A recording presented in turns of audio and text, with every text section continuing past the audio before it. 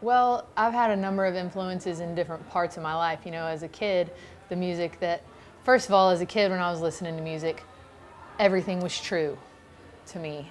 I didn't understand why George Strait would sing songs about his wife leaving him if I knew that he had a kid that would hear those songs and be heartbroken because they thought the mom almost left or whatever. You know, I just didn't understand like why anybody would sing about such private moments in their lives, you know, and so and then I started realizing that songs were written by other people, not just the singers, you know, and start thinking about that. And then whenever I got into college and I got a guitar and I started singing songs, and then one day I sat down and I started to try to write one. It was purely therapeutic for me, and then I got into songwriters.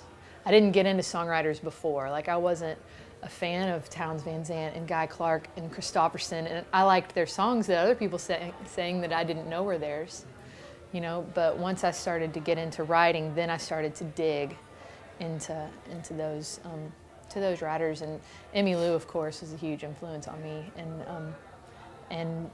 but Christopherson, I know all of his records backwards and forwards. Townes Van Zandt, Guy Clark, like I said, you know, all of John Prine, all of those guys that everybody says. You know, there's a reason that everybody says those guys. It's because it's real, and it's clever, and it's smart and literate, and all of these things that inspire you to try to do that. Bruce Robison, I was a really big Bruce fan whenever, I mean, I still am, but he was one of the first that I realized, you know, the Dixie Chicks cut his songs. Yeah. And that was a big deal, you know, and so those were some of the first songs that I learned how to play were his songs.